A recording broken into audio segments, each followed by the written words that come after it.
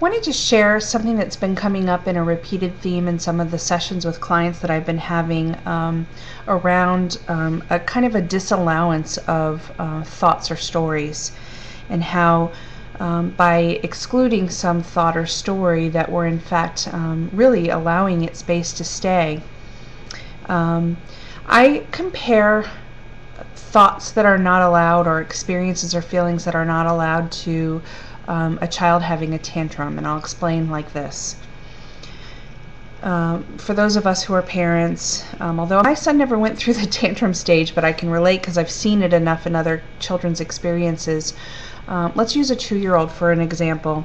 A 2-year-old child who's just forming their identity with who they are and wanting to react to the word no will come up. So I'm having a conversation with another adult, and the 2-year-old comes up and is trying to get my attention, and I simply say, "Sweetheart, I'm in a conversation now, just give mommy a minute." Well, of course, the 2-year-old child can't hear that. Their need is immediate, and so they begin to do some quote-unquote negative thing to get our attention.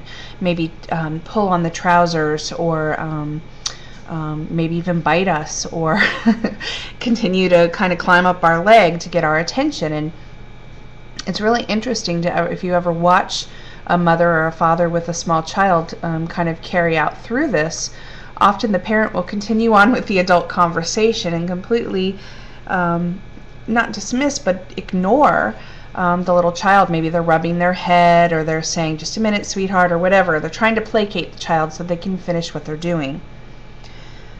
Well, of course, what happens is this child, who has no awareness that there is more around them than just their own selves, will respond with a tantrum. They will literally fall to the floor and throw a tantrum. They'll kick their feet, they'll scream, they'll cry, and they are absolutely arguing with what is arising. This is what I call what we do with arguing with thoughts. So I'll use a scenario experientially to kind of help you understand what I mean by this. Notice that thoughts that are quote-unquote good are always welcomed. The happy thoughts are welcomed. The positive thoughts are welcomed. The thoughts about this going great and being in the flow are all welcomed. So those are all feel-good kind of thoughts, and they're all welcomed. Well, the thought that this shouldn't be happening, that one isn't welcomed. Apathy isn't welcomed. Anger isn't welcomed. Jealousy isn't welcomed. As everything is part of this boundless aliveness, when a part of that is not allowed or included, just like the 2-year-old child, guess what it does? It becomes a tantrum. It becomes a story. It becomes bigger than it was. All of a sudden, the tantrum of apathy becomes very loud. The tantrum of jealousy becomes very loud. The tantrum of anger becomes very loud. It falls to the floor, and it is a full-blown tantrum against life. It is no different than the 2-year-old child. Apathy, having a tantrum, is saying, "Why aren't I included? Happiness is included. Joy is included. Freedom is included. Here I am just being angry, and I'm excluded." Who excluded? Anger, jealousy, rage, whatever. Who is it that's doing the exclusion, except for the mind? Boundless aliveness is allowing all that is here. I love that term. That's from Tony Parsons. Boundless aliveness, which is all that ever is. Doesn't exclude anything, because it's all of it. It's the mind that's doing the exclusion. It's the mind that's saying you are not welcome here. And when that unwelcoming is happening, guess what? The tantrum gets louder and bigger. So apathy is here. Love and allow that. Anger is here. Love and allow that. And the crazy thing is, there's not even allowing. It is allowed. It is doing it. It is happening. Apathy is being apathied. Anger is being angered. Jealousy is being jealousied. There's no one doing it. It's just here.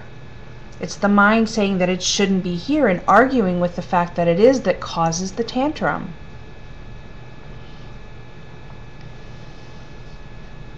There's no me doing any of this. As soon as I believe the thought that this shouldn't be happening, instantly I become a me, saying that something shouldn't be happening.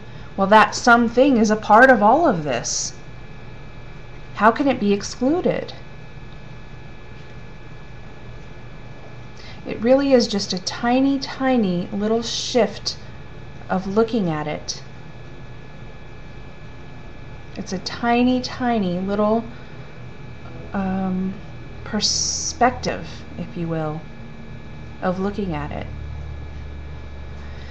If you have to visualize that your quote-unquote negative stories or negative feelings are a 2-year-old child, and you have to visualize them being that, there's jealousy on the floor throwing a tantrum, there's rage, there's anger.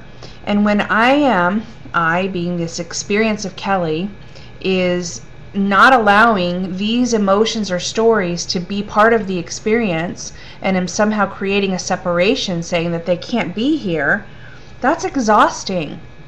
It is truly like having 10 2-year-old children on the floor having tantrums, and me trying to go like this to all of them. You're not welcome here. I don't see you. I won't hear you. I won't love you.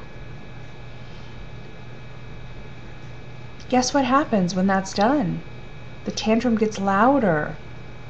It wants to be seen, heard, loved, recognized, just like happiness, joy, and all the other quote-unquote good stories are. It wants to be included. So I'll leave you with that, and I send you love. There's one more video coming today. Until next time.